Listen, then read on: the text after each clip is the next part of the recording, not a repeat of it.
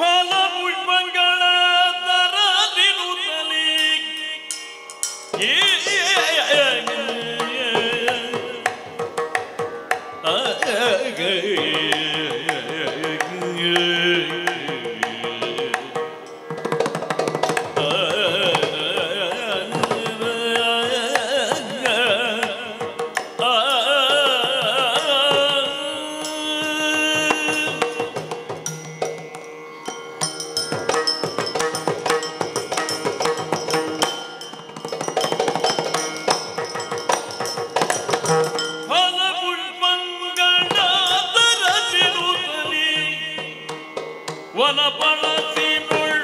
ವಟುಗಳ ಜೊತೆಯಲ್ಲಿ ವನ ಬಳಸಿ ವಟುಗಳ ಜೊತೆಯಲ್ಲಿ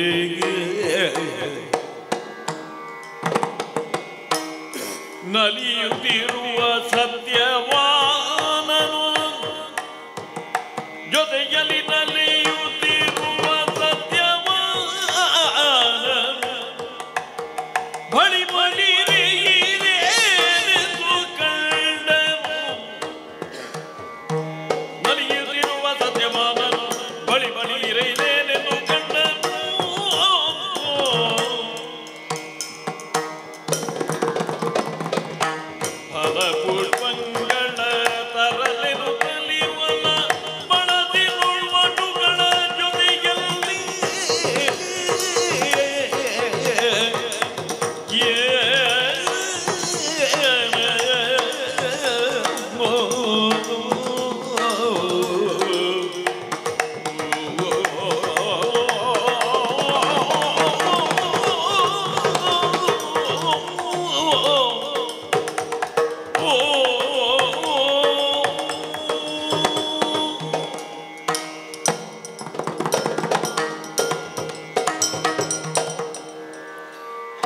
ಬದುಕು ಯಾಕೆ ಹೀಗೆ ಎಂಬ ಪ್ರಶ್ನೆಗೆ ನಿತ್ಯವೂ ನನ್ನ ಅಪ್ಪ ಕೊಡೋ ಒಂದೇ ಸಮಾಧಾನದ ಉತ್ತರ ಅದೇ. ಬದುಕಿರುವುದು ನಾವು ಅಂದುಕೊಳ್ಳುವುದಕ್ಕಲ್ಲ ಮಗನೇ, ಬದುಕಿರುವುದು ಹೊಂದಿಕೊಳ್ಳುವುದಕ್ಕೆ ಅಂತ. ಎಲ್ಲ ಪ್ರಶ್ನೆಗೂ ಅವರದ್ದೇ ಉತ್ತರ. ಯಾಕೆ ನಾವು ಇಲ್ಲಿದ್ದೇವೆ, ಯಾಕೆ ನಾವು ಹೀಗಿದ್ದೇವೆ, ನಾವು ಮುಂದೆ ಹೇಗಾಗುತ್ತೇವೆ, ನಾವು ಎಲ್ಲಿಗೆ ಹೋಗಬೇಕು, ಇಲ್ಲಿಯೇ ಇರಬೇಕು, ಈ ಎಲ್ಲ ಪ್ರಶ್ನೆಗಳನ್ನೂ ಅಪ್ಪನಲ್ಲಿ ಕೇಳಿದಾಗ ಅಪ್ಪ ಕೊಡೋ ಉತ್ತರದೊಂದೇ. ನೀನು ಅಂದುಕೊಳ್ಳುವುದಕ್ಕಿರುವುದಲ್ಲ ಮಗು, ಬಂದದ್ದನ್ನು ಹೊಂದಿಕೊಳ್ಳುವುದಕ್ಕೆ ಬದುಕಿರುವುದು. ನೀ ಹೊಂದಿಕೋ. ಕ್ಷತ್ರಿಯನಾಗಿ ಹುಟ್ಟಿ ಕ್ಷಾತ್ರಧರ್ಮವನ್ನು ಪರಿಪಾಲಿಸಬೇಕಾದಂತಹ ಸ್ಥಾನದಲ್ಲಿದ್ದು ಈ ಹೊತ್ತು ಗೌತಮಾಶ್ರಮದಲ್ಲಿ ಮಾಣವಕರೊಟ್ಟಿಗೆ ಫಲಪುಷ್ಪಗಳನ್ನು ಸಂಗ್ರಹಿಸುವುದೋ, ಸಮಿದೆಗಳನ್ನು ಹುಡುಕಿ ಬರುವುದೋ, ಯಜ್ಞಸೋಪಸ್ಕರಗಳನ್ನು ಸಂಗ್ರಹಿಸ್ತಾ ಯಜ್ಞಕ್ಕೆ ಸಹಯೋಗವನ್ನು ಒದಗಿಸ್ತಾ ಮಾನವಕರಂತೆಯೇ ಬದುಕುತ್ತಾ ಇದ್ದೇನೆ. ಚಿತ್ರಾಶ್ವ ಅಂತ ಹೆಸರು. ಹುಟ್ಟಿದ ಕ್ಷಣದಿಂದಲೇ ಬುದ್ಧಿ ಬಲಿಯುವ ಮೊದಲೇ ಮಣ್ಣಿನಲ್ಲಿಯೋ ಗೋಡೆಯಲ್ಲಿಯೋ ಸಿಕ್ಕಲ್ಲೆಲ್ಲ ಕುದುರೆಗಳ ಚಿತ್ರವನ್ನೇ ಬರೆಯುತ್ತಾ ಇದ್ದೆ ಅಂತೆ. ಮಣ್ಣಿನಲ್ಲಿಯೂ ಕುದುರೆಯ ಮೂರ್ತಿಯನ್ನೇ ಮಾಡುತ್ತಾ ಇದ್ದೆ ಅಂತೆ. ಅದನ್ನು ಕಂಡೋ ಏನೋ ಅಪ್ಪಯ್ಯ ಚಿತ್ರಾಶ್ವ ಅಂತ ಹೆಸರಿರಿಸಿದರು. ಹುಟ್ಟಿದಂದಿನಿಂದಲೂ ನನ್ನಲ್ಲಿ ಇರುವುದು ಅದೇ ಬಯಕೆ, ಕುದುರೆಯನ್ನು ಏರಬೇಕು, ಅಶ್ವಾರೋಹಿ ಆಗಬೇಕು, ಅಶ್ವಾರೂಢನಾಗಿ ಯುದ್ಧವನ್ನು ಮಾಡಬೇಕು, ಕ್ಷತ್ರಿಯನಾಗಬೇಕು, ಕ್ಷಾತ್ರಧರ್ಮದಂತೆ ಇರಬೇಕು. ನಮಗೆ ಸಹಜವಾದದ್ದು ಅದೇ. ಈ ದಿಶೆಯಲ್ಲಿ ಎಷ್ಟು ಯೋಚಿಸಿದ್ರು, ಏನು ಮಾಡಿದ್ರು, ಬದುಕು ಮಾತ್ರ ಕ್ಷತ್ರಿಯೋಚಿತವಾದ ಬದುಕು ನಮಗೆ ಕಾಣಲೇ ಇಲ್ಲ, ಕಾಣುವುದಕ್ಕೆ ಸಿಕ್ಕಲೇ ಇಲ್ಲ. ಹೋಗಲಿ, ಹೇಳಿದ್ದಾರಲ್ಲಪ್ಪ ಹೊಂದಿಕೊಳ್ಳಬೇಕು ಅಂತ, ಹೊಂದಿಕೊಳ್ಳೋಣ ಅಂತ ಇದಕ್ಕೆ ಹೊಂದಿಕೊಂಡ್ರು ಮನಸ್ಸದಕ್ಕೆ ಒಡಂಬಡುವುದೇ ಇಲ್ಲ. ಕಾಯಿಕವಾಗಿ ಬ್ರಾಹ್ಮಣರು ಆಡಿದಂತಹ ವಾಕ್ಯವನ್ನೇ ಸತ್ಯವಾಗಿಸ್ತಾ ಅವರು ಹೇಳಿದ ಊಳಿಗದಲ್ಲಿಯೇ ಇದ್ದರು. ಆಚಾರ್ಯ ಗೌತಮರಿಗೆ ಬೇಕಾದ ಸಹಾಯವನ್ನು ಮಾಡುತ್ತಾ ಕಾಡಿನ ಮಧ್ಯದಲ್ಲೇ ಇರುವುದೇ ಹೌದಾದರೂ ಯಾಕೋ ಏನೋ ಮನಸ್ಸು ಮಾತ್ರ ಇದನ್ನು ಬಯಸುವುದಿಲ್ಲ. ಇದರ ಆಚೆ ಇನ್ನೇನೋ ಬೇಕು, ಇನ್ಯಾವುದೋ ಬೇಕು. ಈ ಬಯಕೆಯಲ್ಲಿಯೇ ಮನಸ್ಸು ಪ್ರೇರಣೆಯನ್ನು ಕೊಡ್ತಾ ಇದೆ. ಅದೇ ಸ್ಫುರಣೆಯನ್ನು ಗ್ರಹಿಸಿ ಮಾನವಕರೊಟ್ಟಿಗೆ ಸಾಗಿ ಬಂದರೆ ಕೊಯ್ಯಬೇಕಾದಂತಹ ಫಲಗಳನ್ನೋ ಪುಷ್ಪವನ್ನೋ ಸಮಿದೆಯನ್ನೋ ಸಂಗ್ರಹಿಸಿದ ಹಾಗಾಗಿದೆ. ಮರಳೋಣ ಅಂತ ಮಾನವಕರು ಹೇಳ್ತಾ ಇದ್ದಾರೆ, ಇಲ್ಲಿಂದ ಹಿಂದೆ ಹೀಗೇ ಹೋಗೋಣ ಅಂತ. ಆದರೆ ಮನಸ್ಸು ಕೇಳುವುದಿಲ್ಲ. ಯಾಕೋ ಏನೋ 10 ಹೆಜ್ಜೆ ಮುಂದೆ ಹೋಗಬೇಕು, ಇನ್ನೂ ಸ್ವಲ್ಪ ಮುಂದೆ ಹೋಗಿ ಏನನ್ನೋ ಕಾಣಬೇಕು. ಇದು ಮನಸ್ಸಿನ ಒಳಗಿಂದ ಭಾವಸ್ಫುರಣೆಯಾಗುತ್ತಾ ಇದೆ. ಆ ಭಾವಕ್ಕೆ ಭಾಷ್ಯ ಬರೆಯಬೇಕು ಎಂಬ ಹಾಗೆ ಒಂದು 4 ಹೆಜ್ಜೆ ಮುಂದೆ ಹೋಗೋಣ ಅಂತ ಮುಂದೆ ಬಂದ್ರೆ ಏನದು?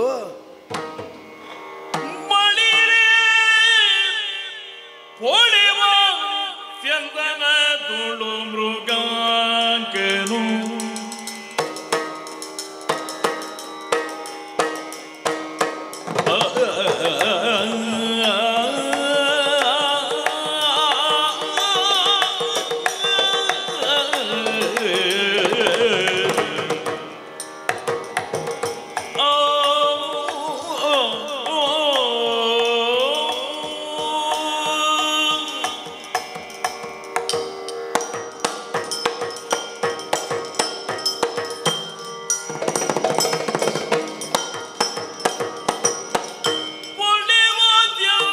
ತುಳು ಮೃಗಾಂಕನು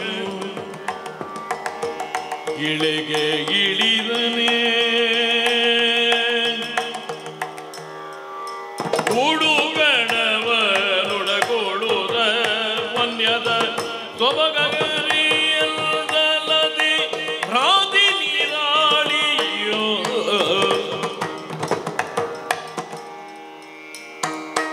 ಇಳೆಗೆ ಇಳಿದ ಉಡುಗೊಡಗ ಗಣವನಗೊಳ ಸೊಬಲ್ಲಗ ಸೊಬಗರಿಯಲ್ಲದೆ ರಾಧಿ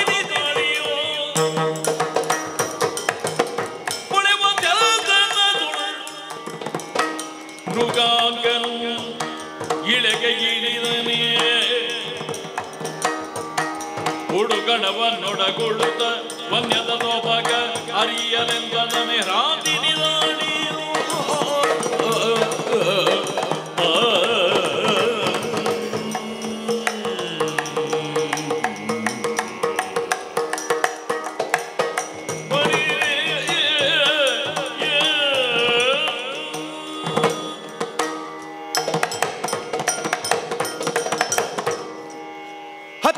ಮುಂದೆ ಸಾಗಬೇಕು ಅಂತ 2 ಹೆಜ್ಜೆ ಇಡುವಾಗಲೇ ಕಣ್ಣು ಕೋರೈಸುವಂತೆ. ಅಬ್ಬಾ, ಕೇವಲ ದೃಗೇಂದ್ರಿಯವನ್ನು ಮಾತ್ರ ಸೆಳೆದದ್ದಲ್ಲ, ಅಂತಃಚಕ್ಷುಗಳಿಗೂ ಸ್ಫುರಣೆಯಾಗುವಂತೆ, ಪ್ರೇರಣೆಯೊದಗುವಂತೆ ಸ್ವರ್ಣಮಯವಾದಂತಹ ಒಂದು ರಥ. ಆ ರಥದ ಮಧ್ಯಭಾಗದಲ್ಲಿ ಅಬ್ಬಬ್ಬಬ್ಬಬ್ಬಬ್ಬ ಸೌಂದರ್ಯದ ರಾಶಿಯೇ ಒಂದು ಮೂರ್ತ ಸ್ವರೂಪವನ್ನು ಪಡೆದು ಆಕಾರವನ್ನ ಅಂತೂ ನಿತ್ತ ಹಾಗೆ ಬಾನಂಗಳದಲ್ಲಿ ಮಿನುಗುತ್ತಾ ಇರುವಂತಹ ಚಂದ್ರಮನೆ ಸ್ತ್ರೀರೂಪವನ್ನ ಅಂತೂ ಧರೆಗಿಳಿದ ರೂಪದಲ್ಲಿ ಒಬ್ಬ ಚಂದ್ರಿಕೆಯೋಪಾದಿಯಲ್ಲಿ ಒಬ್ಬಳು ಕಾಣಿಸ್ತಾ ಇದ್ದಾಳೆ. ಶೃಂಗಾರವನ್ನು ವರ್ಣಿಸುವಾಗ ಹೆಣ್ಣೊಬ್ಬಳ ವರ್ಣನೆಗೆ ಬೇರೆ ಬೇರೆ ರೂಪಕಗಳನ್ನು, ಉಪಮೆಗಳನ್ನು ಒದಗಿಸುವುದು ಸಹಜವಾದ ಅಲಂಕಾರ. ಅಲಂಕಾರ ಶಾಸ್ತ್ರವು ಅದನ್ನೇ ಹೇಳುತ್ತದೆ. ಕೋಗಿಲೆಯಂತೆ ಕಂಠವಂತೆ, ನಾಗರ ಜಡೆಯಂತೆ, ಕಂಬು ಕಂಠವಂತೆ, ದುಂಬಿ ಗುರುಳಂತೆ, ಶುಕವಾಷಿಣಿಯಂತೆ, ಗಜ ಗಮನೆಯಂತೆ, ಹಂಸನಡಿಗೆಯಂತೆ, ಅಬ್ಬಬ್ಬಬ್ಬ ಎಲ್ಲ ಪ್ರಾಣಿ ಪಕ್ಷಿಗಳನ್ನು ಉಪಮೆಯಾಗಿ ಸ್ವೀಕರಿಸಿ ಸ್ತ್ರೀ ಸೌಂದರ್ಯವನ್ನು ವರ್ಣಿಸುವುದು. ಸತ್ಯ ಹೇಳಬೇಕೋ ನಿಮಗೆ, ಸ್ವರ್ಣಮಯವಾದ ರಥ ಮಧ್ಯದಲ್ಲಿರುವಂತಹ ಸುಂದರಿಯನ್ನು ಕಂಡ್ರೆ ಇವೆಲ್ಲವೂ ನಾಚಿ ಒಳಗೆ ಸೇರಿಕೊಳ್ತದೆ. ಕೋಗಿಲೆ ತುಟಿಯನ್ನು ಕಚ್ಚುತ್ತದೆ. ಇವಳ ಸ್ವರದ ಮುಂದೆ ನಾನು ಸ್ವರ ಹೊರಡಿಸುವುದಕ್ಕೆ ತೊಡಗಿದ್ರೆ ನಾನು ಸೋಲುತ್ತೇನೆಂಬ ಭಾವದಿಂದ ಕೋಗಿಲೆಯೂ ಸದ್ದಡಗಿಸಿ ಬಿಡುತ್ತದೆ. ನಡೆಯಬೇಕಾದಂತಹ ಮಂದ ಗಮನವನ್ನು ತೋರಿಸುವಂತಹ ಗಜ ಮಾತಂಗ ಗೋರಡವಿಯ ಮಧ್ಯದಲ್ಲಿ ಮರೆಯಾಗುತ್ತದೆ. ಈ ನಡಿಗೆಯ ಮುಂದೆ ನಮ್ಮದ್ದು ನಡಿಗೆಯೋ ಅಂತ. ಸಾಗರ ಮಧ್ಯದಲ್ಲಿರುವಂತಹ ಶಂಖ ಅದರ ಒಳಗೆ ಅಡಗುತ್ತದಂತೆ. ಕಂಬು ಕಂಟಿನಿಯಾದ ಇವಳ ಮುಂದೆ ನಾನು ನನ್ನ ಸ್ವರೂಪ ತೋರಿಸಬಾರದು ಅಂತ. ಹುತ್ತದೊಳಗೆ ನಾಗ ಮರೆಯಾಗುತ್ತದಂತೆ. ಪಣಿವೇಣಿಯಾದ ಇವಳ ಮುಂದೆ ನಾನೇನು ಕಾಣಿಸುವುದು ಅಂತ.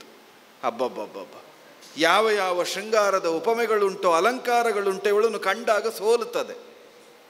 ಆದರೆ ಒಂದುಂಟು, ನಾನು ಅವಳನ್ನು ನೋಡುತ್ತಾ ಇದ್ದೇನೆ, ಅವಳು ನನ್ನನ್ನು ನೋಡಿದ್ದಾಳೋ ಗೊತ್ತಿಲ್ಲ. ಅವಳು ನನ್ನನ್ನು ನೋಡುವಲ್ಲಿಯವರೆಗೆ ನನಗೊಂದು ಸೌಲಭ್ಯ ಉಂಟು, ಅವಳನ್ನೇ ನೋಡುತ್ತಾ ಇರುವುದಕ್ಕಾಗುತ್ತದೆ. ಎಲ್ಲಿಯಾದರೂ ಪಕ್ಕನೆ ಅವಳು ನನ್ನನ್ನು ನೋಡಿದರೆ ನಾನು ಅವಳನ್ನು ಯವೈಕ್ಕದೆ ಕಂಡದ್ರಿಂದ ನನಗೂ ಸ್ವಲ್ಪ ಸಂಕೋಚ ಆದೀತು. ಆದ್ದರಿಂದ ಅವಳು ನನ್ನನ್ನು ನೋಡುವಲ್ಲಿಯವರೆಗೂ ಹೀಗೆ ಅವಳ ಸೌಂದರ್ಯವನ್ನು ಕಾಣುತ್ತಾ, ಭವ್ಯವಾದ ಸೌಂದರ್ಯ ಅಲ್ಲ ಇದು, ದಿವ್ಯವಾದ ಸೌಂದರ್ಯ. ಈ ದಿವ್ಯ ಸೌಂದರ್ಯವನ್ನು ಕಣ್ತುಂಬಿಸುತ್ತಾ ಅಲ್ಲ, ಕಣ್ಣು ಮನವನ್ನು ತುಂಬಿಸಿಕೊಳ್ಳುತ್ತಾ ಸ್ವಲ್ಪ ಹೊತ್ತು ಅವಳನ್ನೇ ನೋಡುತ್ತಾ ಕಾಲ ಕಳೆಯುತ್ತೇನೆ. ಏನಾಗ್ತದೆ ನೋಡುವ.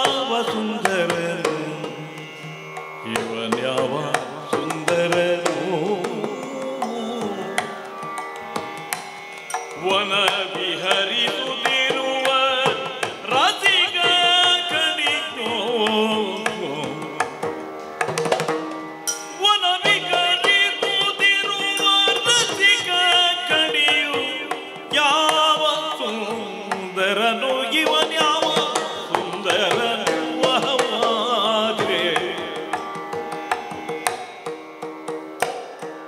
ಮಹಿಯೊಳಿ ಮೂರ್ತಿ ಸೌಂದರ್ಯದರ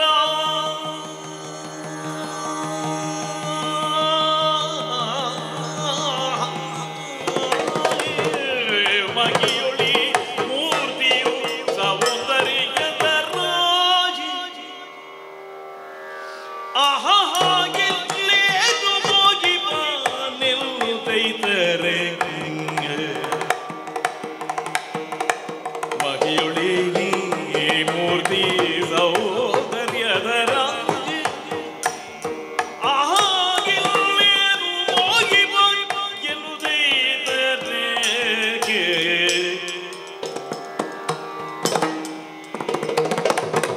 ಆಹಾಗಿವನ್ಯಾವ ಸುಂದರನು ವನ ವಿಹರಿದು ನಿರುವರ ದಿಕ್ಕಣಿಯು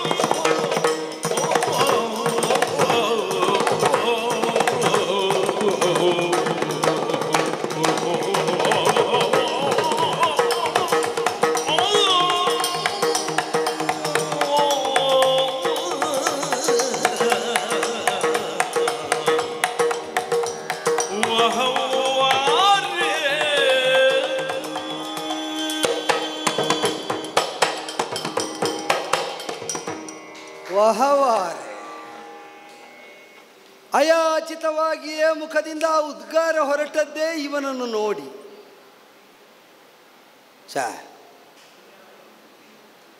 ಈ ವನಕ್ಕೂ ಈ ಆಕೃತಿಗೂ ಹೇಗೆ ಹೊಂದಾಣಿಕೆ ಆಗುತ್ತಾ ಉಂಟು ಅಂತ ನೋಡಿದರೆ ವಿಸ್ಮಯಕ್ಕೆ ಬೇರೆ ಕಾರಣವೇ ಬೇಡ. ಯಾರೂ ಇಲ್ಲದಲ್ಲಿ ಇವ ಯಾಕಿದ್ದಾನೆ ಅಂತ ಕೇಳಿದರೆ ಇದು ಎಲ್ಲರೂ ಇರುವಲ್ಲಿ ಇರಬಹುದಾದ ಆಕೃತಿಯೇ ಅಲ್ಲ, ಯಾರೂ ಇಲ್ಲದಲ್ಲೇ ನೆಲೆಯಾಗಬೇಕಾದ ಆಕೃತಿ. ಮುಗ್ಧತೆಯೇ ಸಿದ್ಧತೆಯಾಗಿ ಸ್ಫುಟವಾಗಿ ವರ್ಚಸ್ಸು ಕಾಣ್ತಾ ಉಂಟು. ಹೌದಲ್ಲ? ನಿತ್ಯ ನೂತನತೆಯಿಂದ ರಂಜಿಸುವಂತಹ ಪ್ರಕೃತಿಯನ್ನು ಸವಿಯಬೇಕು ಅಂತಾದರೆ ನಮ್ಮ ಅರಿವನ್ನು ಅಡಗಿಸಬೇಕು, ದಮನಿಸಬೇಕು. ಮುಗ್ಧರಾಗಿ ಕಂಡದ್ದನ್ನೆಲ್ಲ ಆಸ್ವಾದಿಸುವಂತಹ ತೆರೆಯುವಿಕೆಯನ್ನು ನಾವು ಹೊಂದಿರಬೇಕು. ಆಗ ಎಲ್ಲವೂ ಹೊಸದಾಗಿ ಕಾಣುವುದಕ್ಕೆ ತೊಡಗುತ್ತದೆ. ಅಪ್ಪ ಕಳಿಸಿಕೊಟ್ಟದ್ದೇ ಅದಕ್ಕಲ್ವ? ನೋಡಬೇಕು ನೋಡಬೇಕು ಅಂತ ಹಂಬಲಿಸಿ ಬಹಳಷ್ಟು ನೋಡಿ ಆಯಿತು, ಹೊಸದಾಗಿ ಇನ್ನೇನಾದರೂ ಸಿಗುತ್ತದೋ ನೋಡು ಅಂತ. ಈ ವನದಲ್ಲಿ ಮಾರ್ಗಗಳಿಲ್ಲ, ತನಗೆ ಸಾಗುವುದಕ್ಕೆ ವಿಹಿತವಾದದ್ದು ಅಂತ ಅವನಿಗೆ ಗೊತ್ತುಂಟು. ಮೃಗಗಳು ಸಾಗುವುದು ಮಾರ್ಗ, ಆದರೆ ಅದನ್ನೇ ತನ್ನದಾಗಿಸಿಕೊಂಡು ಮೃಗೀಯ ಪ್ರವೃತ್ತಿ ಇಲ್ಲದೆ ಮುಗ್ಧತೆಯಿಂದಲೇ ಅದನ್ನು ಸಾಗುವ, ಅಂದರೆ ಮೃಗಗಳು ಸಾಗುವ ಮಾರ್ಗದಲ್ಲಿ ಮುಗ್ಧತೆಯಿಂದ ಸಾಗಬಲ್ಲ ಸಿದ್ಧತೆ ಉಂಟು ಅಂತ ಆದರೆ ಇವನನ್ನು ಜ್ಞಾನಿ ಅಂತ ಒಪ್ಪಲ ಅಲ್ಲ, ಎಲ್ಲವನ್ನು ಅರಿಯುವುದಕ್ಕೆ ಹಂಬಲಿಸಿದಂತಹ ಜಿಜ್ಞಾಸು ಅಂತ ಅಂಗೀಕರಿಸಲು. ಇವನೇ ಸೌಂದರ್ಯದ ಸಾರವೇ ಮೂರ್ತಿವೆತ್ತ ಸ್ವರೂಪದಲ್ಲಿದ್ದಾನೆ. ಇವ ಇನ್ನೇನು ಹುಡುಕುತ್ತಾ ಇದ್ದಾನೆ? ಸೌಂದರ್ಯದ ಖಣಿ ಈತನೇ, ತನ್ನಲ್ಲಿ ಇಲ್ಲದ್ದು ಇನ್ನೇನುಂಟು ಅಂತ. ಓ ಹೋ ಹೋ ಹೋ ಹೋ, ತುಂಬಿದ ಕೊಡ ತುಳುಕುವುದಿಲ್ಲ ಅಂತ ಒಂದು ರೂಢಿಯ ನಾಣ್ಣುಡಿ ಉಂಟು. ಸೌಂದರ್ಯ ಎಷ್ಟಿದ್ರೂ ಅದು ಹೆಚ್ಚು ಅಂತ ಆಗುವುದಕ್ಕಿಲ್ಲ, ಇನ್ನೆಲ್ಲಿ ಸಿಗುತ್ತದೆ ಅಂತ. ವ್ಯಕ್ತಿತ್ವದಲ್ಲಿ ತಾನು ಅಡಕವಾಗಿಸಬಲ್ಲ ಗುಣ ಪ್ರಕೃತಿಯಲ್ಲಿ ಎಲ್ಲೆಲ್ಲಿ ಹುದುಗಿದೆ ಅಂತ ಅನ್ವೇಷಿಸುವ ದೀಕ್ಷೆಯನ್ನು ಹೊತ್ತು ನಡೆ ತರುವವನಂತೆ. ಸಿಕ್ಕಿದ ಬ್ರಾಹ್ಮಣರು ಹೇಳಿದರು, ಇಲ್ಲೇ ಸಮೀಪದಲ್ಲಿ ಗೌತಮಾಶ್ರಮ ಅಂತಲ್ವೋ, ಅವರನ್ನು ಸೇವಿಸ್ತಾ ಅಲ್ಲಿರುವ ಮಹನೀಯರನ್ನು ಈ ತೀರ್ಥಾಟನೆಯಲ್ಲಿ ಈ ಕಾಡು ಮಾರ್ಗದಲ್ಲಿ ಸಂದರ್ಶಿಸಿ ಅವರ ಆಶೀರ್ವಾದವನ್ನು ಪಡೆಯುವ ಅಂತ ಮುಂದೊತ್ತಿ ಬಂದರೆ ನೋಡಿದ್ರು, ಇವರೆಲ್ಲ ಎಲ್ಲೆಲ್ಲೋ ನೋಡ್ತಾ ಇದ್ದಾರೆ, ಸಖಿಯರು ಅಂತ ಹೇಳಿಕೊಳ್ತಾರೆ, ಅವರು ನೋಡುವ ವಿಷಯವೇ ಬೇರೆ, ನಾ ನೋಡ್ತಾ ಇರುವುದೇ ಬೇರೆ. ನನಗೆ ಆಶ್ಚರ್ಯ ಆಗುವುದು, ನನ್ನಂತೆ ನೋಡುವವ ಸಿಕ್ಕಿದ್ರಲ್ಲ, ನಾವು ನೋಡಬೇಕಾದದ್ದನ್ನು ಹೇಗೆ ನೋಡಬೇಕು ಅಂತ ಕಲಿಸುವವ ಸಿಕ್ಕಿದ ಅಂತ ಮನಸ್ಸು ಸಂಭ್ರಮಿಸ್ತಾ ಉಂಟು. ಅಂದರೆ ನನ್ನ ನೋಟಕ್ಕೊಂದು ಸಂಸ್ಕಾರ ಕೊಡುವವ, ನನ್ನ ದೃಷ್ಟಿಗೊಂದು ಪರಿಪೂರ್ಣತೆ ಲಭ್ಯವಾಗುವಂತೆ ಮಾಡಬಲ್ಲವ. ಹೌದಲ್ಲ? ಸೌಂದರ್ಯದ ಗುಣಗಳನ್ನು ತನ್ನೊಳಗೆ ಮಾಡುವುದಕ್ಕೆ ಅವ ಹುಡುಕ್ತಾ ಇದ್ದರೆ, ಈಗ ನಾನೀಗ ಅಯ್ಯೋ ಯೋಚನೆ ಮಾಡ್ತಾ ಮಾಡ್ತಾ ನಾನು ಏನೇನೋ ಕಲ್ಪಿಸುವುದಕ್ಕೆ ತೊಡಗಿದೆ.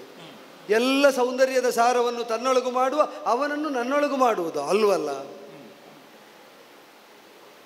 ಅವನ ಕಣ್ಣಿಗೆ ಈಗ ನಾ ಬಿದ್ದಿರಬಹುದಾ? ಕಂಡ್ರೆ ಇಲ್ಲ, ಅವ ಮಾತಾಡಿಸಲಿಕ್ಕಿಲ್ವೇನೋ ಅಲ್ವಾ? ಯಾಕೆ ಅಂದರೆ ಮುಟ್ಟಿದರೆ ಮುನಿಯುವಂತಿಲ್ಲ, ಆದರೆ ಮುಟ್ಟಿಬಿಟ್ರೆ ಬಾಡುವಂತೆ ಕಾಣ್ತಾ ಇದ್ದಾನೆ. ನೋಡುವ ಎದುರಾಗಿ ಹಾದು ಹೋಗುವ ಯೋಗ ಭಾಗ್ಯ ಉಂಟು ಅಂತ ಆದರೆ ಒಂದು ಕರೆ ಬಾರದಿದ್ದೀತೋ, ಸಾಗೋಣ. ಚಂದನವನ್ನಿಳಿದು ನಿಧಾನವಾಗಿ ಅವ ಸಾಗಿದ ಮಾರ್ಗ ನನಗೂ ಆಗಬಲ್ಲದು ಅಂತ ಒಪ್ಪುತ್ತಾ ಅದರಲ್ಲೇ ಅನುಸರಿಸಿ ಎದುರಾಗಿ ಹೋದಾಗ ಆಗ್ತದ? ಹೌದಲ್ಲ. ಈಗ ಹೊರಟ ಉದ್ಯೋಗ ಯಾವುದು ಅಂತ ಕೇಳಿದರೆ, ಒಮ್ಮೆ ಎದುರಾಗಿ ನಿಂತು ಮತ್ತೆ ಅನುಸರಿಸುವ ಉದ್ಯೋಗ ಇದು ಅಲ್ವೋ? ಅನುಸರಿಸುವವರು ಒಮ್ಮೆ ಎದುರಾಗದಿದ್ರೂ ಪ್ರಯೋಜನ ಇಲ್ಲ. ಎದುರಾಗಿ ನಿಂತು ಮತ್ತೆ ಒಪ್ಪಿದ್ರೆ ಅನುಸರಿಸುವ. ನೋಡೋಣ, ಸಾಗು. ಏನು ಆಶ್ಚರ್ಯ ಇದು! ಕಣ್ಣು ಎವೆ ಇಕ್ಕದೇ ಅವಳನ್ನೇ ನೋಡುತ್ತಾ ಇದ್ರೆ, ನನಗೆ ಕಂಡದ್ದು ನನ್ನ ಕಣ್ಣಿಗೆ ಅವಳು ಬಿದ್ದ ಹಾಗೆ, ಅವಳ ಕಣ್ಣಿಗೆ ನಾನು ಬಿದ್ದೇನು ಎಂಬ ಭಾವದಿಂದ ಅಲ್ಲ, ನನ್ನ ಕಣ್ಣೇ ಅವಳಿಗೆ ಬೀಳುತ್ತದೋ ಅಂತ. ಕಣ್ಣು ಬೀಳುವುದು ಅಂದರೆ ದೃಷ್ಟಿ ತಾಗುವುದು ಅಂತ. ಇವಳಿಗೆ ನನ್ನದ್ದೇ ದೃಷ್ಟಿ ತಾಗುತ್ತದೋ ಅಂತ ಒಮ್ಮೆ ನನ್ನನ್ನೇ ಚಿವುಟಿ ನೋಡಿದೆ. ಯೋಚಿಸಿದ್ರೆ ದೈಹಿಕವಾಗಿ ಪರಸ್ಪರ ಹತ್ತಿರ ಇದ್ದರೆ ಮಾತ್ರ ಭಾವಸ್ಫುರಣೆ ಆಗಬೇಕು ಅಂತ ಇಲ್ಲವಲ್ಲ. ಯೋಜನಾಂತರದ ದೂರದಲ್ಲಿದ್ದಂತಹ ಮೋಡ ಮೂಡುತ್ತಾ ಇದ್ದ ಹಾಗೆ ಗಿರಿಯ ತಪ್ಪಲಿನಲ್ಲಿದ್ದಂತಹ ಮಯೂರ ಗರಿ ಬಿಚ್ಚಿ ಕುಣಿಯುತ್ತದೆ. ಎಲ್ಲಿಯ ಮುಗಿಲು, ಎಲ್ಲಿಯ ಮಯೂರ? ಪಾರಸ್ಪರಿಕವಾದ ಸಂಬಂಧ ಭಾವಸ್ಫುರಣೆಯಾಗುವುದಕ್ಕೆ ದೈಹಿಕವಾದಂತಹ ಸಾಮೀಪ್ಯ ಕಾರಣ ಆಗುವುದಿಲ್ಲ. ಮಾನಸಿಕವಾದಂತಹ ಒಂದು ಸಂಯೋಜನೆ. ಅಬ್ಬಬ್ಬ, ಮಾತಾಡಲಿಲ್ಲ ನಾನು, ಆದರೂ ಭಾವ ಹುಟ್ಟಿದೆ. ಸರಿಯಾಗಿ ನೋಡಲಿಲ್ಲ ನಾನು, ಆದರೂ ಮೂರ್ತಿ ಹೃದಯದೊಳಗೆ ಕಡೆದಿದೆ. ಹಾಗಾದರೆ ಇದು ಮನಸ್ಸಿಗೆ ಸಂಬಂಧಿಸಿದ್ದು ಅಂತಾಯ್ತಲ್ವ? ಸಂದನದಲ್ಲಿದ್ದವಳು ಕೆಳಗಿಳಿದಿದ್ದಾಳೆ, ಕೆಳಗಿಳಿದವಳು ಬಳಿ ಬಂದಿದ್ದಾಳೆ. ಹಾಗಾದರೆ ಅಲ್ಲಿಂದಲೂ ಪ್ರತಿಸ್ಪಂದನೆ ಉಂಟು ಅಂತ ಆಯಿತು. ಅವಳೇ ಮಾತಾಡಿಸಬೇಕು ಅಂತ ಕಾಯುವುದು ಎಷ್ಟು ಸರಿ. ಹೆಣ್ಣಾದ ಅವಳಿಗೆ ಸಂಕೋಚ ಸಹಜ ಅಲ್ವೋ? ಬೀರು ಅಂತ ಹೆಣ್ಣಿಗೆ ಹೆಸರು, ಲಜ್ಜೆ ಅವಳಿಗೆ ಭೂಷಣ. ನಾನೇ 2 ಹೆಜ್ಜೆ ಮುಂದೆ ಹೋಗಿ ಮಾತಾಡಿಸಿದರೆ ಅಪರಾಧ ಏನುಂಟು ನೋಡುವ. ನಾನೇ ಹೇಗೆ ಕರೆಯುವುದು? ನನ್ನನ್ನು ಕಂಡ ಮೇಲೂ ತನ್ನ ಹೆಣ್ತನದ ಕಲ್ಪನೆ ಇದ್ದು ಆ ಮರ್ಯಾದೆಯ ಸೀಮೆಯ ಒಳಗೇ ಇದ್ದು ನಾನೇ ಮಾತಾಡಿಸಲಿ ಎಂಬ ಕಾತರದಿಂದ ಅವಳು ಇದ್ದಾಳೆ ಅಂತಾದರೆ ಮಾನದ ಸೀಮೆಯನ್ನು ಮೀರದೇ ಇದ್ದ ಮಾನಿನಿ ಅಂತ ಸ್ಪಷ್ಟ ಆಯಿತು. ಹಾಗೆಯೇ ಕರೆಯುವ. ಮಾನಿನಿ, ಮಾನಿನಿ ಬಳಿಗೆ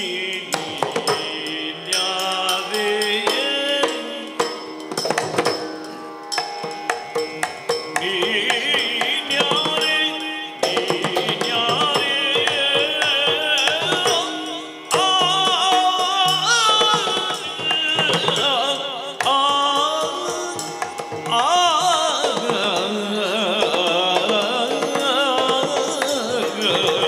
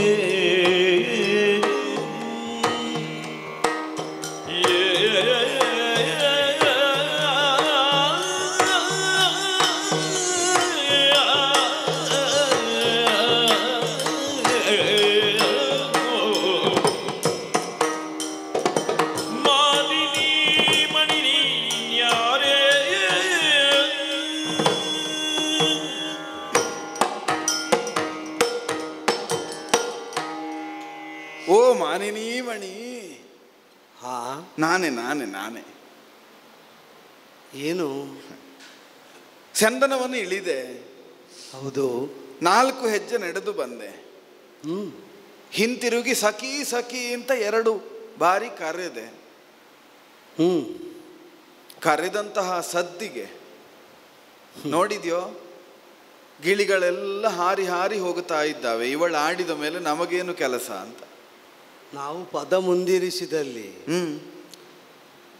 ಜೊತೆಗಿರಬೇಕಾದವರು ಇರ್ತಾರೆ ಅಂತ ವಿಶ್ವಾಸ ಎಲ್ಲ ಬಾರಿ ಒದಗುವುದಿಲ್ಲ.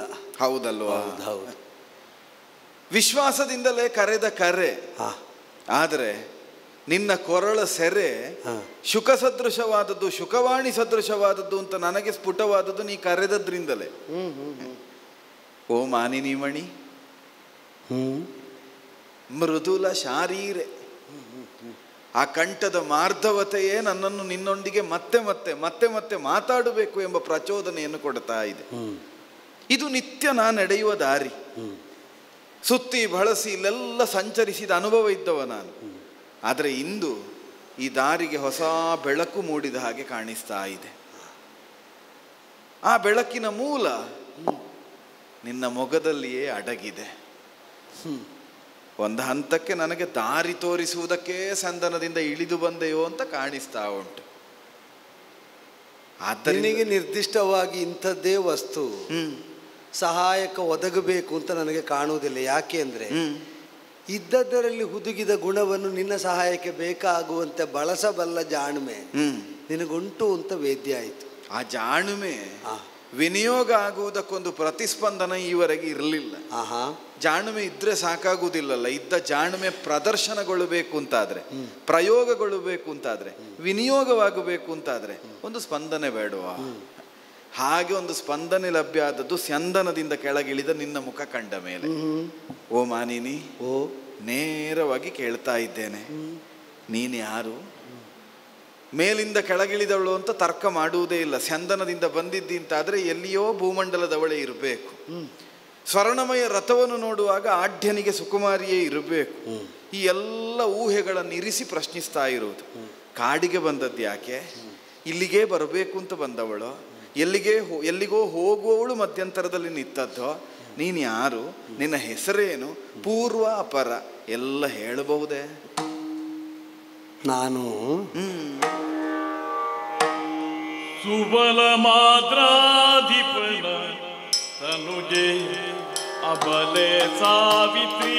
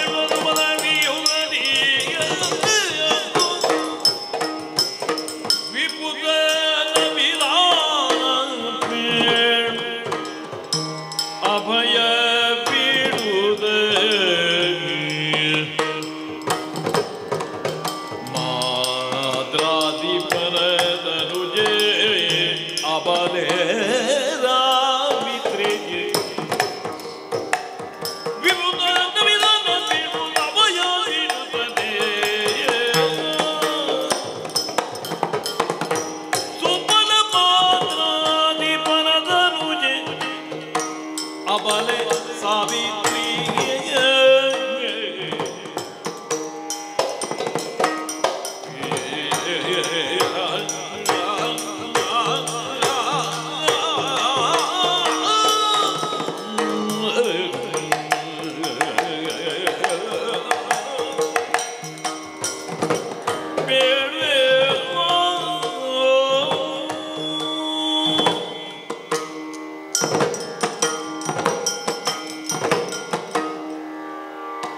ದಿವ್ಯ ಮಹನೀಯ.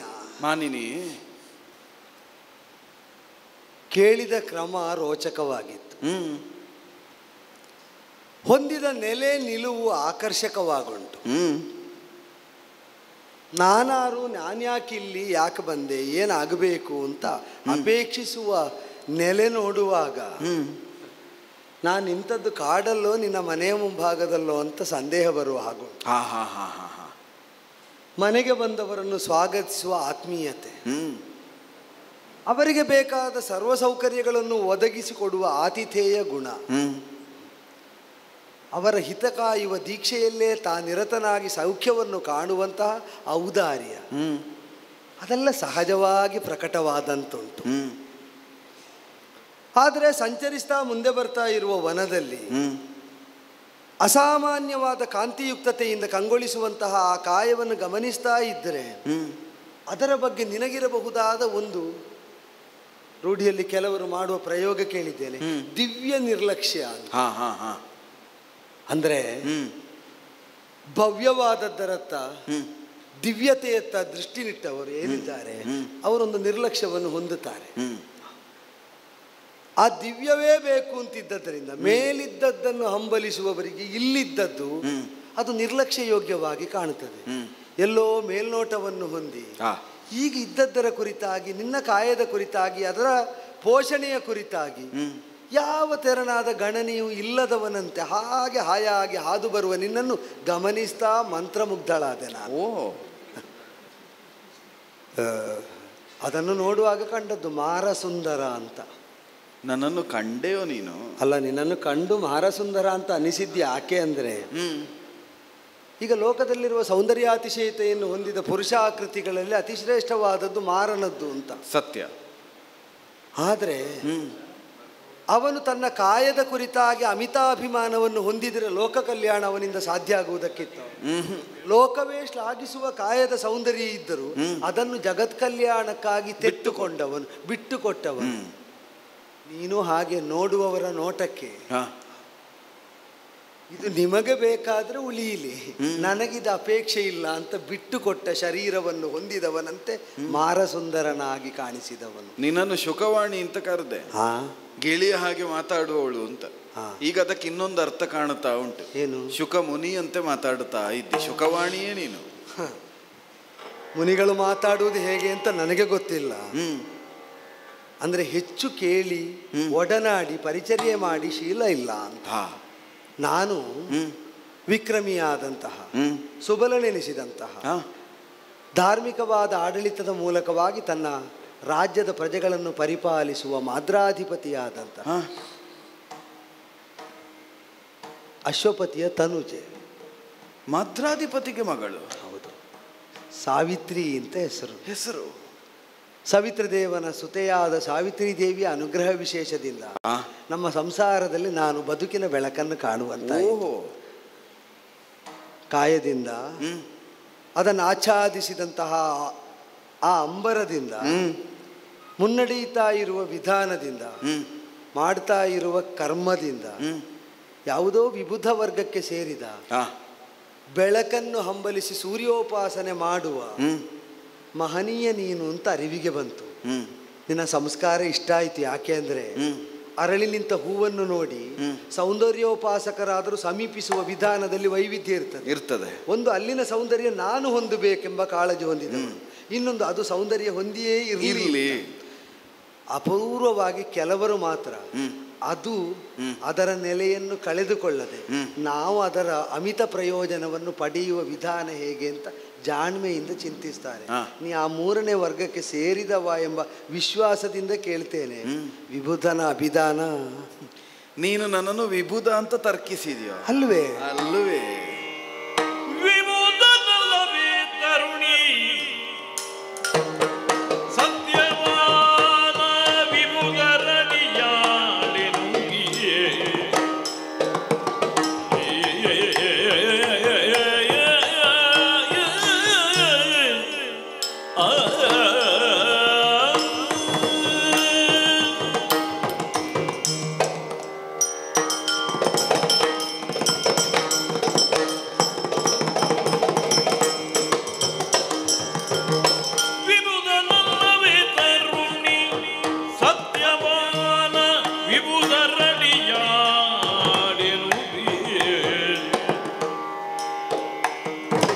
ವಿಭವವೆಲ್ಲವೂ ವೈರಿಗಳ ಕರಕಮಲವಾಗಿದೆ ಮಾಲೆಯಲಿ ಅವರ ಗಾತ್ರರು ಮಾತೆ ಬಿದಗಿದು ಅರ್ಚಿಸುತ್ತಿರುವೆವು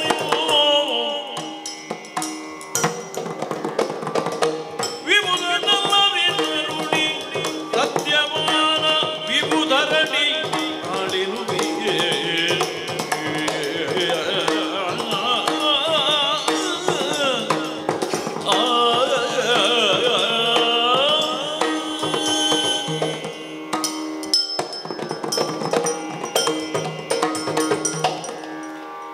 ಸಾವಿತ್ರಿ ಹಾಗೆ ಹೆಸರು. ಆಹಾ, ಮಾತು ಮನೆಯ ಸಂಸ್ಕಾರವನ್ನು ಮನದ ಸಂಸ್ಕಾರವನ್ನು ತಿಳಿಸ್ತದಂತೆ. ಎಷ್ಟು ಮಾತಾಡುತ್ತೇವೆ ಎನ್ನುವುದರಿಂದಲ್ಲ, ಆಡಿದ ಮಾತಿನಲ್ಲಿರುವಂತಹ ಸತ್ವದಿಂದ, ಅದರ ಹಿನ್ನೆಲೆಯಾಗಿ ಬದುಕಿನಲ್ಲಿ ಅಳವಡಿಸಿಕೊಂಡ ತತ್ವದಿಂದ ಆ ಮಾತು ಮೌಲ್ಯವನ್ನು ಕಲ್ಪಿಸಿಕೊಡುವುದು.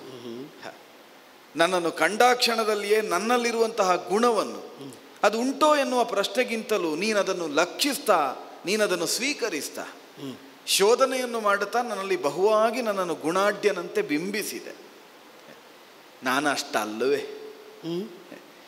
ವಿಭುಧನೆಂತೋ ಜ್ಞಾನವನ್ನು ಹೊಂದಿದಂತಹ ಸುಜ್ಞಾನಿಯಾಗಿ ಯಾವುದೋ ಪರಹಿತಕ್ಕಾಗಿಯೇ ಕಾಂತಾರದಲ್ಲಿದ್ದೇನೆಂಬ ಹಾಗೋ ನಿನ್ನನ್ನು ಗುಣಾಢ್ಯನೆಂದು ಗುರುತಿಸಿದೆ. ವಿಭುಧನಲ್ಲವೇ ನಾನು? ವಿಭುಧನಲ್ವೇ? ಕಾಣುತ್ತಾ ಇರುವುದು ಸಮೀಪದಲ್ಲಿ ಗೌತಮಾಶ್ರಮ. ಹೌದು, ಆಶ್ರಮ ನಿವಾಸಿಗಳೇ ನಾವು. ಆಶ್ರಮದಲ್ಲಿರುವುದು ಅನ್ನತಿ ವಿಭುಧನಲ್ಲ ಅಂತ. ವಿಭುಧರಡಿಯಾಳಾಗಿ ಆಶ್ರಮದಲ್ಲಿರುವವ ನಾನು. ಅಂದರೆ ಗೌತಮರ ಸೇವೆಯನ್ನು ಒದಗಿಸ್ತಾ ಇರುವ ನನ್ನನ್ನು ಸತ್ಯವಾನ ಅಂತ ಕರೆಯುತ್ತಾರೆ. ನನ್ನ ನಾಮ ಸತ್ಯವಾನ್.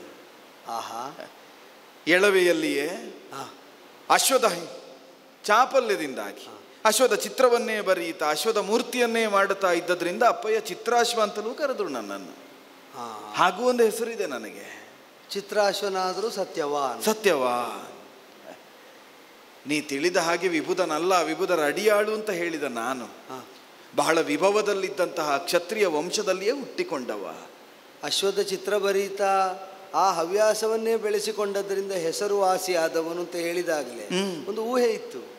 ವಿಭುಧನ ಅಲ್ಲದಿದ್ರೆ ಕ್ಷತ್ರಿಯನೇ ಇರಬೇಕು. ಕ್ಷತ್ರಿಯನೇ ನಾನು. ಕ್ಷತ್ರಿಯರಲ್ಲಿ ಕೇಳಿರಬಹುದು ನೀನು ಸಾಲ್ವ ನಗರಿ. ಕೇಳಿಬಲ್ಲೆ. ಸಾಲ್ವ ದೇಶದ ನೃಪತಿ ಎನಿಸಿದ ದ್ಯುಮತ್ಸೇನ ನನ್ನ ತಂದೆ. ನೃಪಸೂತ? ಹೌದು, ಶೈಬ್ಯ ನನ್ನ ತಾಯಿ. ಅರಗುವರನಾಗಿ ಗೌತಮಾಶ್ರಮದಲ್ಲಿ ನಾ ಬಹಳ ಎಳವೆಯಲ್ಲಿರುವಾಗಲೇ ವೈರಿಗಳ ಕರ ಕಬಲವಾಯಿತು ನಮ್ಮ ರಾಜ್ಯ.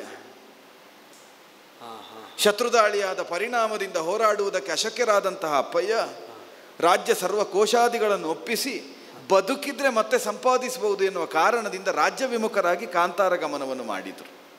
ಭಾಷೆ ಒಳ್ಳೆದಿದ್ದರೆ ಮನದ ಭಾವ ಹೇಗೆ ಪ್ರಕಟ ಆಗುತ್ತದೆ ಎಂಬುದಕ್ಕೆ ತನ್ನ ದೇಶವನ್ನು ವಶಪಡಿಸಿದವನ ಪ್ರವೃತ್ತಿಯನ್ನು ಆಧರಿಸಿ ಅವನನ್ನು ವೈರಿ ಅಂತ ಗುರುತಿಸಿದ. ಹೌದು, ವೈರಿಗೆ ವಶ ಆದರೂ ದೇಶಾಭಿಮಾನ ಉಳಿಸಿಕೊಂಡು ಸತ್ಯ. ವೈರಿ ವಶಗೊಂಡ ಅವನ ಕರ ಕಮಲವಾಯಿತು. ಸ್ವೀಕಾರ ಆದದ್ದು ಅವರಿಗೆ, ನಮ್ಮದಲ್ಲವೇನೆ. ಬಹುವಾಗಿ ಅಪ್ಪನಲ್ಲಿ ವಾದವನ್ನೂ ಮಾಡಿದ್ದೆ ಬೆಳೆದ ಮೇಲೆ. ರಾಜ್ಯ ಪಾಲನೆಯನ್ನು ಹೀಗೆ ಮಾಡಬೇಕು, ಕ್ಷತ್ರಿಯರಿಗೆ ಇದು ಧರ್ಮ, ಮರಳಿ ರಾಜ್ಯವನ್ನು ಪಡೆಯಬೇಕು. ನಾವು ಅವರಿಗೆ ಪ್ರಜಾಪಾಲಕರಾದಂತಹ ನಮ್ಮನ್ನು ನಂಬಿದ ಪ್ರಜೆಗಳಿಗೆ ನಾವು ಉತ್ತರ ಕೊಡಬೇಕು, ಉತ್ತರದಾಯಿತ್ವ ನಮ್ಮದ್ದು ಅಂತ ಬಹುವಾಗಿ ವಾದ ಮಾಡಿದೆ.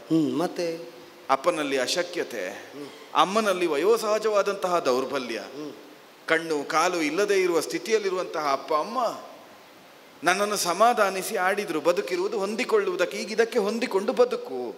ಆದ್ದರಿಂದ ವಿಭುಧರಿಗೆ ಅಡಿಯಾಳಾಗಿ ಅವರಿಗೆ ಬೇಕಾದ ಸೇವೆಗಳನ್ನೆಲ್ಲ ಒದಗಿಸ್ತಾ ಬ್ರಹ್ಮಚರ್ಯ ವ್ರತದಲ್ಲಿ ಮಾನವಕರೊಟ್ಟಿಗೆ ಕ್ಷತ್ರಿಯನಾದರೂ ವಿಭುಧರ ಸೇವೆಯಲ್ಲಿ ತೃಪ್ತನಾಗಿದ್ದೇನೆ.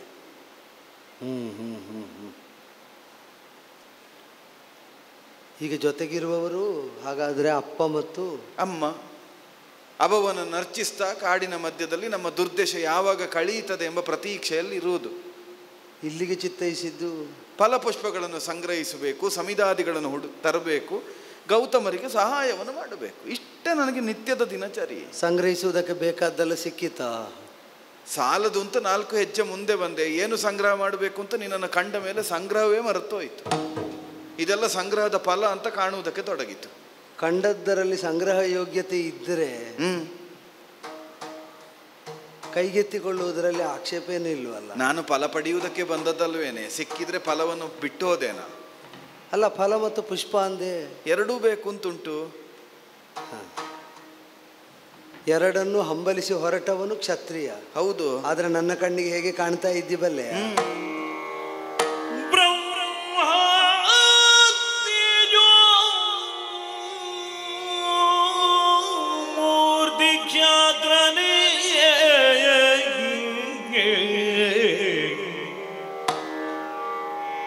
ಬ್ರಹ್ಮತೇಜೋ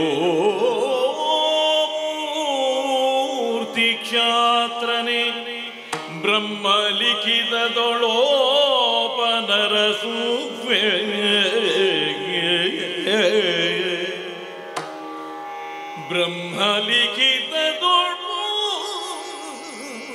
ಬ್ರಹ್ಮಲಿಖಿತದೊಳೋಪನರಸುವೆ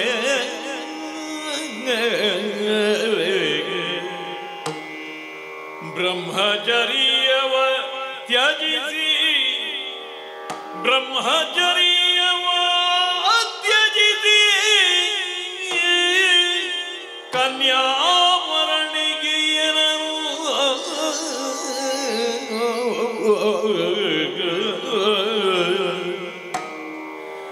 ಬ್ರಹ್ಮತೇಜೋ ಮೂರ್ತಿ ಕ್ಷಾತ್ರನೆ ಬ್ರಹ್ಮಲಿಖಿತದಳೋಪನರಸುವೆ ಬ್ರಹ್ಮಚರ್ಯವ ತ್ಯಜಿಸಿ ತ್ಯಜಿಸಿ ಕನ್ಯಾ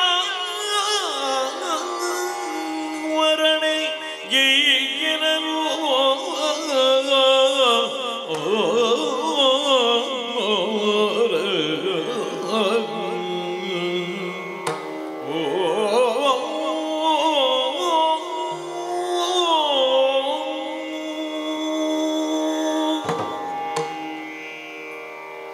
ಅಸಾಮಾನ್ಯವಾದ ದೊಡ್ಡದಾದ ತೇಜಸ್ಸೇ ನಿನ್ನೊಳಗಂತರ್ಗತವಾದದ್ದು. ಆ ವ್ಯಕ್ತಿತ್ವವನ್ನು ಕಣ್ಬಿಟ್ಟು ನೋಡ್ತಾ ಇದ್ರೆ ಅನುಭವಕ್ಕೆ ಗಮ್ಯವಾಗ್ತಾ ಉಂಟು. ಓಹೋ, ಕ್ಷತ್ರಿಯ ಅಲ್ವೋ? ಯಾಕೋ ಅಂತರಂಗ ಸಾರಿ ಸಾರಿ ಹೇಳ್ತದೆ. ಹುಡುಕುತ್ತಾ ಹೊರಟ ನಿನ್ನನ್ನು ಕಂಡ ಮೇಲೆ ನಾನಿನ್ನು ಹುಡುಕಬೇಕಾಗಿಲ್ಲ ಅಂತ. ನೀನು ಹುಡುಕುತ್ತಾ ಬಂದವಳ? ಹೌದು. ನನಗಾದ್ರೆ ನಿತ್ಯ ಹುಡುಕುವುದೇ ಕಾಯಕ. ನಿನಗೇನು ಹುಡುಕುವ ಕಾಯಕ? ನಿಜವಾಗಿ ಬೇಕಾದದ್ದನ್ನು ಹುಡುಕುವವರೆಲ್ಲಿದ್ದಾರೆ ಅಂತ ಹುಡುಕುವುದು ಕಾಯಕ. ಓ, ನೀನು ಹುಡುಕಾಟದಲ್ಲೇ ಇದ್ದವಳು. ತಲೆ ಎತ್ತಿ ಹುಡುಕಬಲ್ಲವರನ್ನು ಹುಡುಕುತ್ತಾ ಹೊರಟವಳು ನಾನು. ಅರ್ಥ ಆಗಲಿಲ್ಲ ನನಗೆ. ಬದುಕಲ್ಲಿ ಬೇಕಾದದನ್ನು ಗಳಿಸಿಕೊಳ್ಳುವ ಛಾತಿಯನ್ನು, ಆತ್ಮವಿಶ್ವಾಸವನ್ನು ಊರ್ಜಿತವಾಗಿರಿಸಿಕೊಂಡ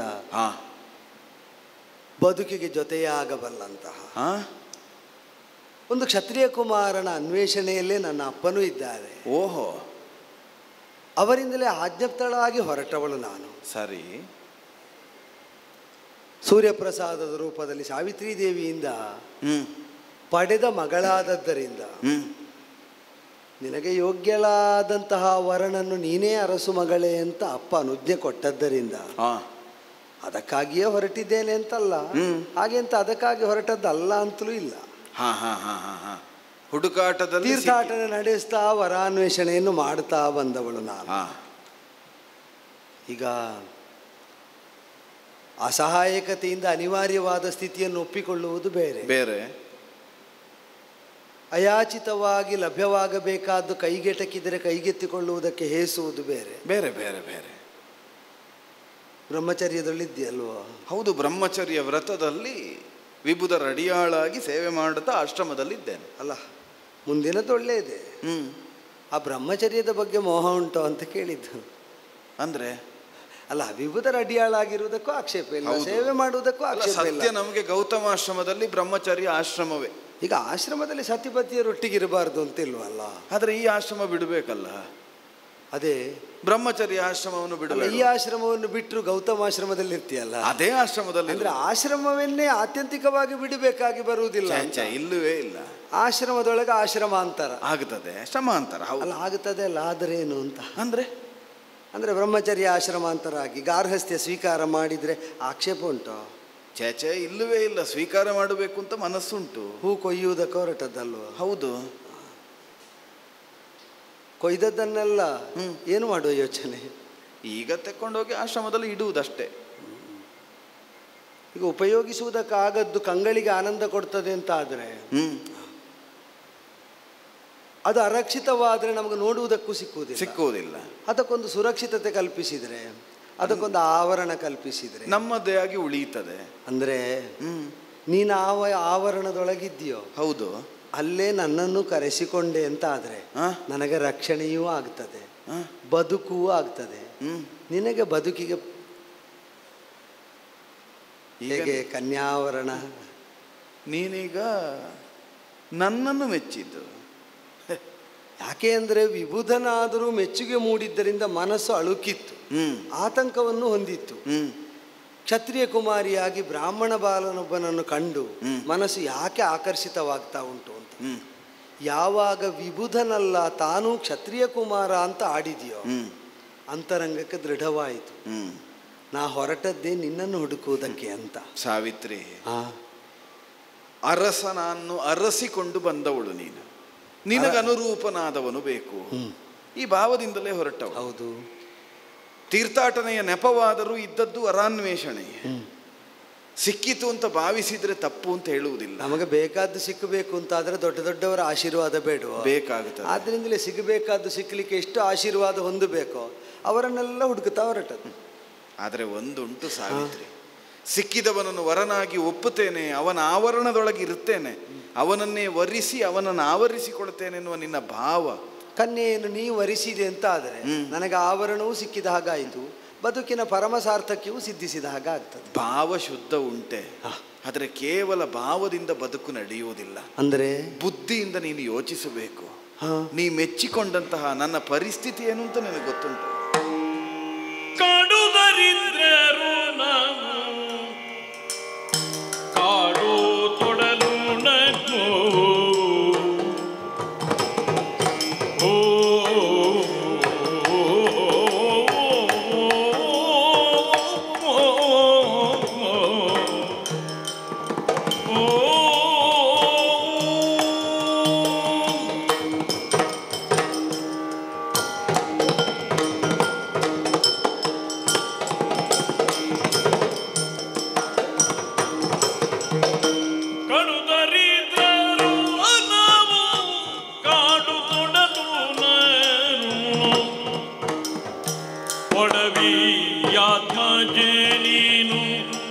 ಉಡುಪತಿ ಮುಖಳು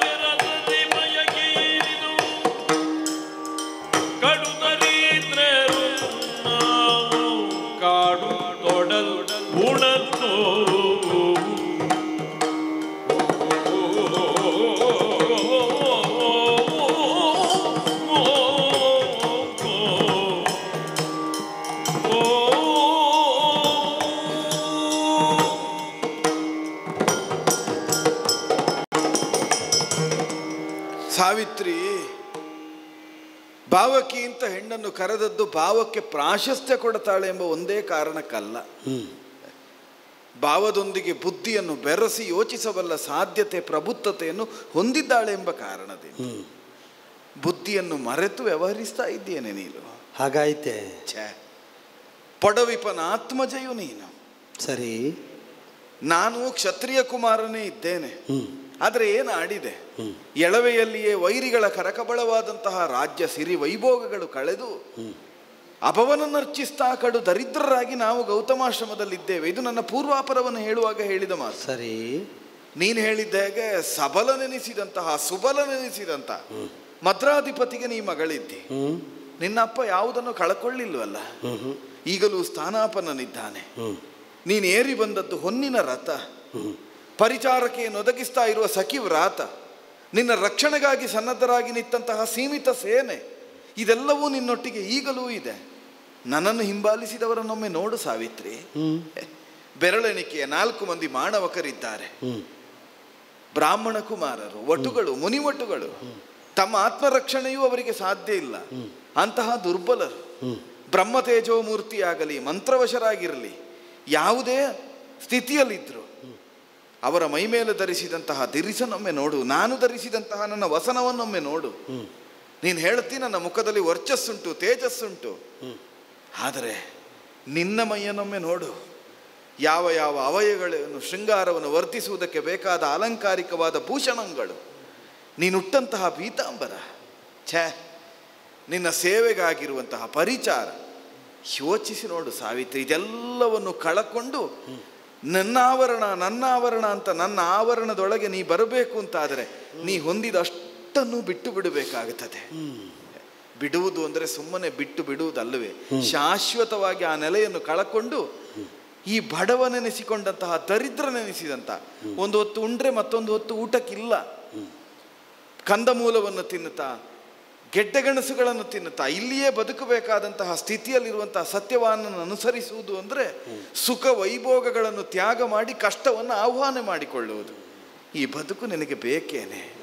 ಕೇವಲ ಕ್ಷಣ ಮಾತ್ರದಲ್ಲಿ ಹುಟ್ಟಿದ ಆಕರ್ಷಣೆ ನಿನ್ನ ಬದುಕನ್ನು ಆಹುತಿ ತೆಗೆದುಕೊಳ್ಳಬಾರದು.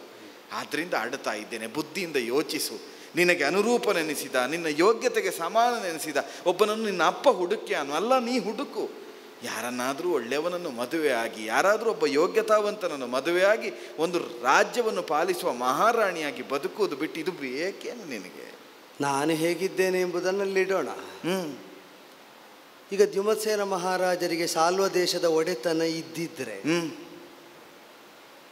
4 ಆಶ್ರಮವಾಸಿಗಳಾದ ಮಾಣವಕರ ಸ್ಥಾನದಲ್ಲಿ ಆಪ್ತೇಷ್ಟರಾದಂತಹ ಮಿತ್ರರೇ ಸಂಗಡಿಗರಾಗಿ ಒದಗಿ ರಾಜನ್ಯ ಕುಲಜನಾದ ವೈಭವದಲ್ಲೇ ಓಡಾಡುವ ಯೋಗ ಇದ್ದಿದ್ದರೆ ರಾಜಮರ್ಯಾದೆಯಿಂದ ಬದುಕುವ, ರಾಜೋಪಚಾರಗಳನ್ನು ಸ್ವೀಕರಿಸುವ ಸ್ಥಿತಿಯೇ ಈಗಲೂ ಇದ್ದದ್ದು ಹೌದಾಗಿದ್ರೆ ಆಗ ನಾನಿದನ್ನು ಹೇಳಿದರೆ ಒಪ್ಪುತ್ತಿದ್ಯೋ? ಖಂಡಿತ ಒಪ್ಪುತ್ತಿದ್ದೆ. ಈಗ ಒಪ್ಪುವುದಕ್ಕಾಗುತ್ತದೆ. ಹಾಗಾದ್ರೆ ನನಗೆ ಸಾಕಲ್ಲ. ಅಂದ್ರೆ ನಾನು ಬೇಡ ಅಂತ ನೀನು ನಿರಾಕರಿಸಿದ್ದ ನಿನ್ನ ಸ್ಥಿತಿಯಿಂದಲಾಗಿ ಜನಯ ನಯನ ಕೊಡುವುದರ ರದನೆ ಬೆಪ್ಪಿರದಿ ನಿನ್ನೋಡು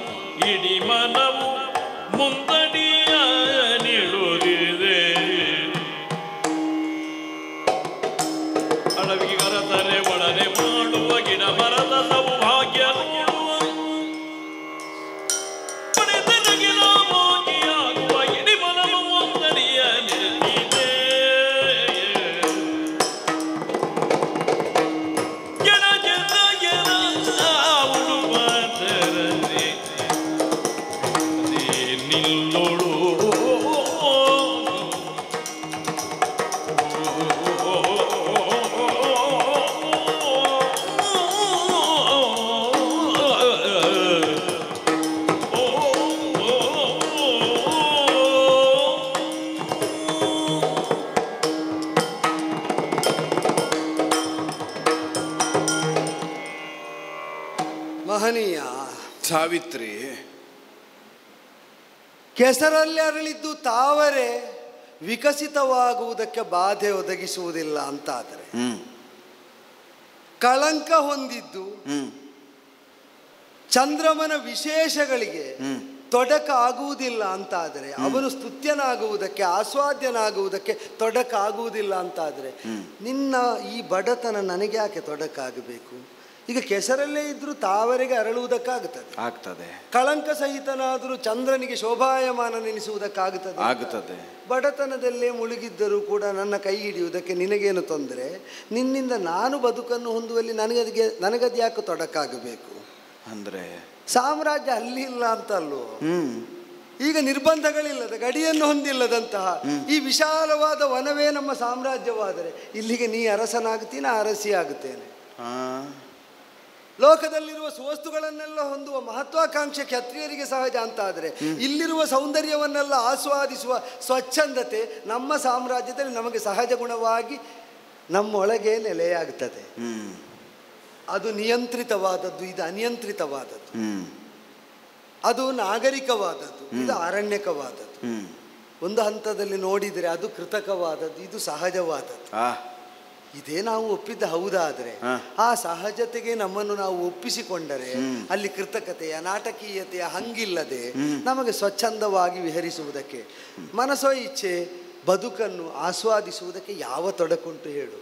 ಮಾತ್ರ ಅಲ್ಲ, ರಾಜನ ಕುಲದಲ್ಲಿರುವುದು, ಅಲ್ಲಿರುವ ವ್ಯವಸ್ಥೆಗಳು, ಅಲ್ಲಿರುವ ಸಂಪತ್ತು, ಇದರ ಪರಿಮಿತಿಯನ್ನು ನೀನು ಕಂಡಿದ್ದಿ, ನಾನು ಕಂಡಿದ್ದೇನೆ.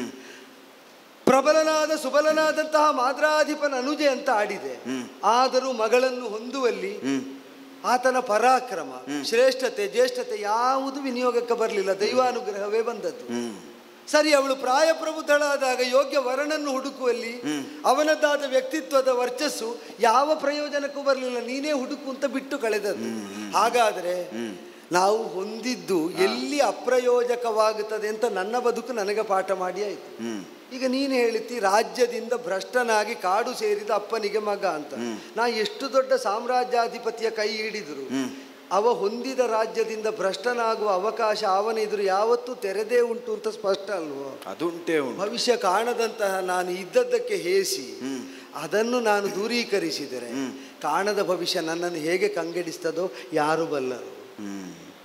ಆ ಕಾರಣದಿಂದ ಕಂಡದ್ದರತ್ತ ಮನಸ್ಸು ತುಡಿದು ಅದರ ಸಂಸ್ಕಾರದಿಂದ ಮನಸ್ಸು ಸೆಳೆಯಲ್ಪಟ್ಟು ಬದುಕಿನ ಭದ್ರತೆ ಇಲ್ಲಿಯೇ ನನಗೆ ಲಭ್ಯವಾಗುತ್ತದೆ ಅಂತ ಸ್ಪಷ್ಟ ಆದ ಮೇಲೆ ಅನ್ಯಾನ್ಯ ಕಾರಣಗಳಿಗಾಗಿ ನಿರಾಕರಿಸುವ ನೀನು ಮನಸ್ಸು ಏನು ಹೇಳ್ತದೋ ಹಾಗೆ ಕೇಳಬಾರ್ದೋ, ಅಲ್ಲಿ ಒಂದಿನಿತು ಸ್ಥಳ ಕೊಡಬಾರ್ದೋ. ಕಡುದರಿದ್ರರಾದಂತಹ ನಮ್ಮನ್ನು ಒರಿಸಿದ್ರೆ ನಿನಗೆ ಆ ಸ್ಥಿತಿ ಬರ್ತದೆ ಅಂತ ಆಡಿದ್ರೆ, ವಿಶಾಲವಾದ ಕಾಡನ್ನೇ ಅರಮನೆ ಅಂತ ತಿಳಿದಾದ್ರೂ ಬದುಕಿಸುವ ಸೌಖ್ಯ ಮನಸ್ಸಿನಲ್ಲಿ ಉಂಟು ಅಂತ ನೀ ಹೇಳುವುದಾದ್ರೆ ಮೆಚ್ಚಿದೆ, ಮೆಚ್ಚಿದೆ.